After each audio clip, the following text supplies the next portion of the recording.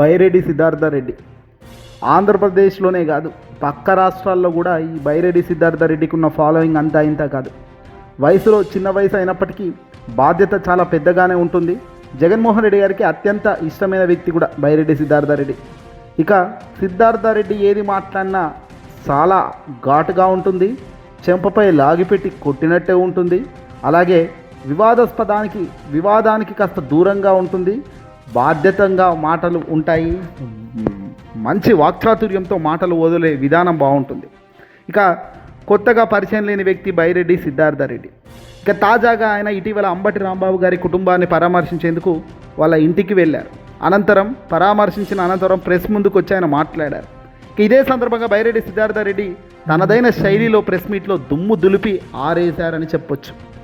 ఒక మనిషిని ఇబ్బంది పెడితేనో లేక బాధ పెడితేనో ప్రభుత్వాన్ని ప్రశ్నించడం ఆగిపోతుంది అనుకోవడం ఆ ప్రభుత్వం మూర్ఖత్వం అన్నారు బైరెడ్డి. 2000 మంది అంబటి రాంబాబు గారి ఇంటిపై దాడి చేస్తే బాధితుడైన అంబటి రాంబాబు గారిని జైల్లో పెట్టి దాడి చేసిన వాళ్ళను మాత్రం బయట స్వేచ్ఛగా తిరిగేనిస్తున్నారు కదా అంటూ ఆయన ప్రశ్నించారు. అంబటి రాంబాబు గారిపై దాదాపు 36 కేసులు పెట్టడం అంటే ప్రజాస్వామ్యాన్ని కూనీ చేయడమే కాక మరొకటి అవుతుందా అన్నారు ఆయన. మాజీ మంత్రి సీనియర్ నాయకుడు అటువంటి వ్యక్తికే భద్రత లేకపోతే ఇక సామాన్యుల పరిస్థితి ఏంటి అని ప్రశ్నించారు.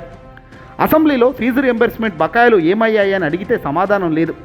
ఆరోగ్యశ్రీ సేవలు ఎందుకు ఆపేశారని అడిగితే సమాధానం లేదు. ప్రజలకు ఉపయోగపడే 100 ప్రశ్నలు అడిగితే సమాధానం చెప్పరు కూటమి నేతలు.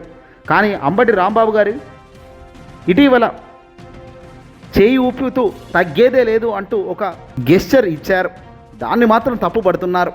ఆయన గడ్డం ఆయన చేయి మీకేంటి నొప్పి అంటూ బైరెడ్డి తనదైన స్టైల్లో ఇచ్చి బారేశారు.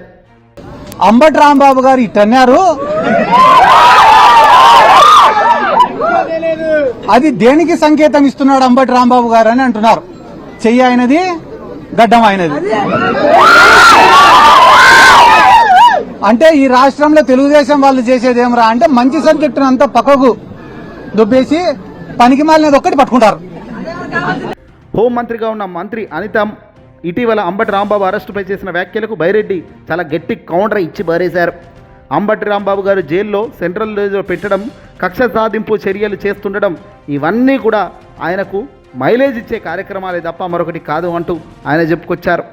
ఆయన చెయ్యి ఆయన ఎట్టన్న అనుకుంటాడు, మీకు వచ్చిన ఇబ్బంది ఏంది, మీకు చెప్పాల్సిన సమాధానాలు చెప్పండి అంటే గడ్డం ఇట్టన్నాడు, గడ్డం అట్టన్నాడు అంటూ ఆయన పైన పడిచేస్తున్నారు అంటూ కూడా దద్దరిల్లేలా కౌంటర్ ఇచ్చారు బైరెడ్డి.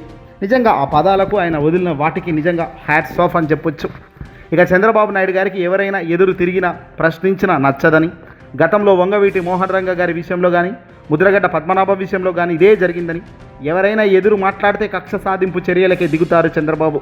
ఇది ఆయన నైజాం. దేవునితో రాజకీయం చేయకూడదు. వెంకటేశ్వర స్వామి భక్తుల మనోభావాలతో ఆడుకుంటున్నారు మీరు. లడ్డూ విషయంలో తప్పుడు ప్రచారం చేశారు. దీనివల్ల వారు నామరూపాలు లేకుండా పోతారంటూ కూడా బైరెడ్డి అన్నారు. జనసేన కార్యకర్తలు వీధుల్లో కుక్కను కొట్టినట్టు కొడుతూ పోతుంటేనే పవన్ కళ్యాణ్ స్పందించలేదక్క.